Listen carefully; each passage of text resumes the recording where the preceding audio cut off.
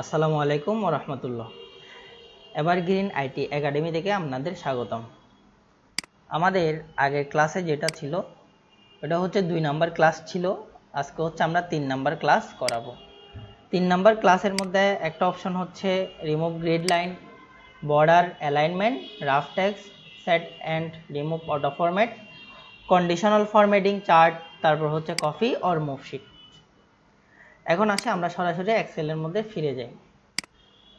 এখন দেখেন এই যে প্রথমে রিমুভ গ্রিড লাইন মানে কি বোঝাচ্ছে, এই যে রো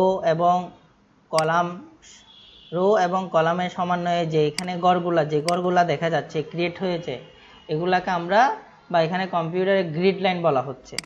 এই যে গ্রিড লাইনগুলা রিমুভ করলে যে প্রথমে এখানে home tab, insert, page layout, formula, data, review, ভিউর মধ্যে আমরা গ্রিড লাইনটা কি করে দিতে পারি, তুলে দিতে পারি। এখন দেখেন কোনো গ্রিড লাইন নাই।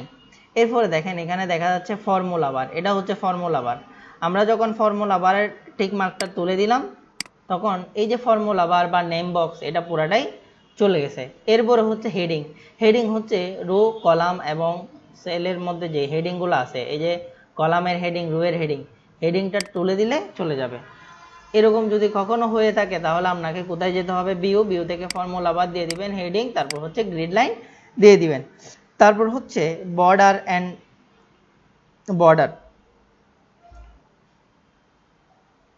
এরপরে দেখেন তাহলে যে এটা হচ্ছে বর্ডার আমরা এই যে এটাকে সিলেক্ট করলাম, যতটুকু সিলেক্ট করার পর আমরা হোমের মধ্যে গেলাম। হোমের মধ্যে দেখেন এই যে ফন্ট রিবনের মধ্যে এখানে একটা অ্যারো চিহ্ন আছে, এই অ্যারো চিহ্নর মধ্যে আমরা প্রবেশ করলাম, এখানে দিয়ে দিলাম অল বর্ডার। তাহলে আমরা এখানে একটা বর্ডার দিলাম।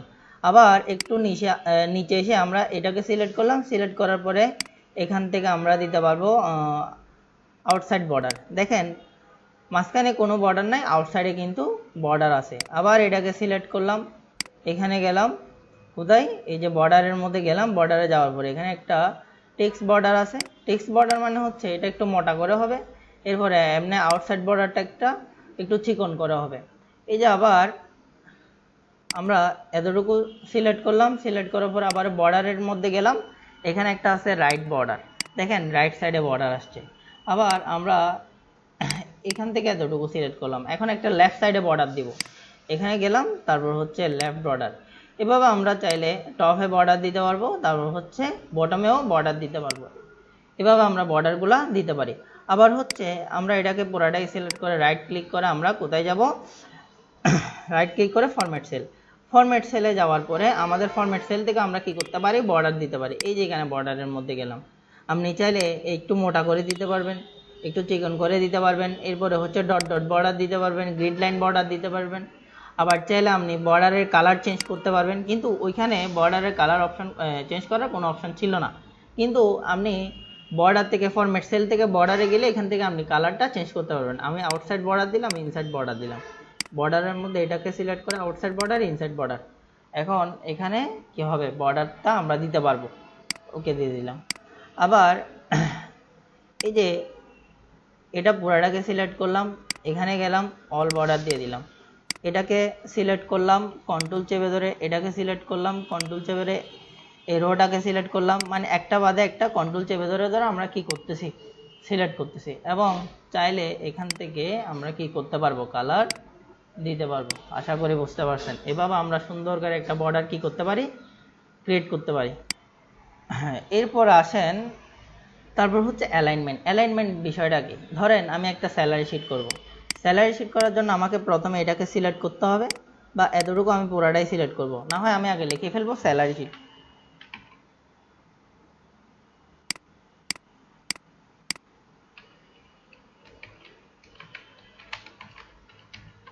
স্যালারি শিটে গেলাম, এন্টার দিলাম। এখন এই স্যালারি শিটের এখানে এই যে আমি যতটুকু সিলেক্ট করলাম এতটুকু পর্যন্ত এখানে অনেকগুলা সেল আছে, আমি একটা সেল বানাই ফেলবো, সেটাকে হচ্ছে মার্জ সেল বা মার্জ বলা হয়। আমি এই যে এখানে জাস্ট একটা ক্লিক করলাম, দেখেন এখানে একটা সেল হয়ে গেছে। এখানে কিন্তু অনেকগুলা সেল ছিল, এরকম অনেকগুলা সেল ছিল, কিন্তু এখানে কি হয়ে গেছে, একটা সেল হয়ে গেছে। এখন আমি এই যে অ্যালাইনমেন্ট এটাকে সেন্টারে নিয়ে আসবো। এখানে একটা হচ্ছে হরিজন্টাল অ্যালাইনমেন্ট সেন্টার, একটা হচ্ছে ভার্টিক্যাল অ্যালাইনমেন্ট সেন্টার। বা এখানে হচ্ছে আপনার সেন্টার, আর এটাকে বলা হয় মিডল সেন্টার। এই যে সেন্টার করার পরে আমি এখান থেকে কি করে ফেললাম, একটু বড় করে দিলাম, স্যালারি শিটের একটু বড় করে দিলাম, প্লাস হচ্ছে দুটোটাকে, এটাকেও মাঝখানে এটাকেও মাঝখানে রাখলাম, এবং এখান থেকে একটা ফিল করে দিলাম, এটা একটা হেডিং, এখান থেকে কি করে দিলাম, একটা বোল্ড করে দিলাম। তারপর দেখেন এই যে এখান থেকে আমরা কি করতে পারবো, আর হেডিংগুলো দিতে পারবো, এখানেও সেম কালার আমরা কি করতে পারি, দিতে পারি। এরপরে এই যে এখানে এটাকে সিলেক্ট করে আমরা কি করলাম, এখান থেকে অল বর্ডার দিলাম। দেখেন আমরা এভাবে করে একটা স্যালারি শিট কি করতে পারি। আপনি চাইলে এখানে কালার দিতে পারেন, একটাতে এটাতে কালার দেন, আবার এটা সিলেক্ট করেন, তারপর হচ্ছে এটাকে সিলেক্ট করেন, তারপর হচ্ছে এটাকে সিলেক্ট করেন, আলাদা আলাদা করে আপনি কি করতে পারেন, কালার দিতে পারেন, সুন্দরের জন্য দিতে পারেন, আপনার ইচ্ছা।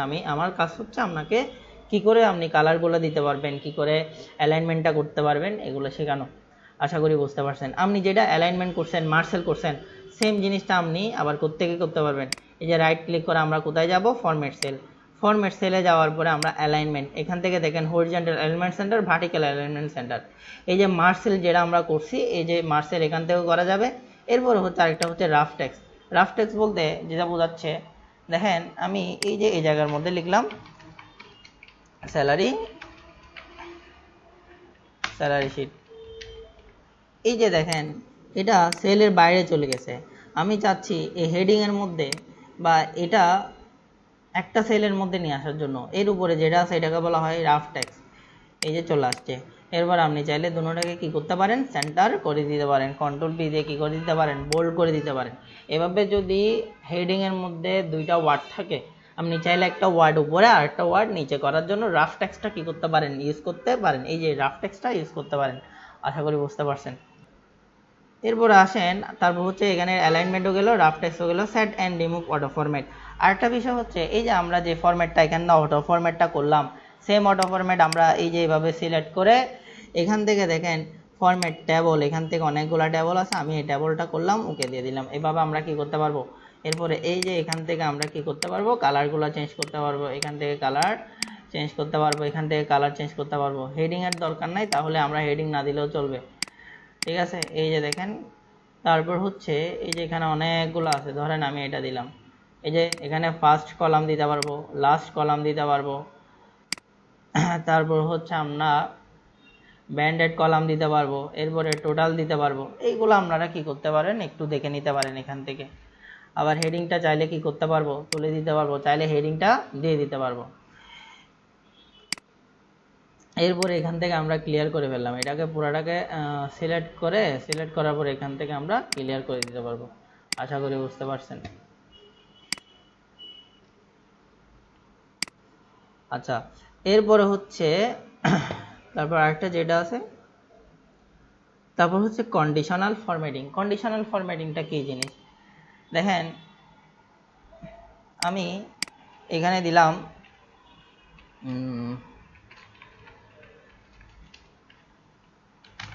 নেম দিলাম, এখানে দিলাম জানুয়ারি, এরপরে হচ্ছে এখানে সলিড প্লাসের দাম দিলাম, তারপর এখানে দিলাম ওমর, তারপর এখানে দিলাম জিহান, এখানে দিলাম ইরফান। এই নামগুলো লিখলাম, লেখার পরে দেখেন জানুয়ারি ফেব্রুয়ারি এগুলো একটা সিলেক্ট করে আমি এখান থেকে একটা কি দিলাম, হেডিং দিলাম। আবার আচ্ছা এই যে এটাকে পুরোটাই সিলেক্ট করলাম, সিলেক্ট করে এখান থেকে আরেকটা কালার আমরা বা এই কালারটা দিয়ে দিলাম। এই যে পুরোটাকে আমরা সিলেক্ট করলাম, সিলেক্ট করার পর আমরা এখান থেকে কি করে দিলাম, বর্ডার দিয়ে দিলাম। এখন আসেন আমি এই যে এতটুকু পর্যন্ত কি করলাম, সিলেক্ট করলাম।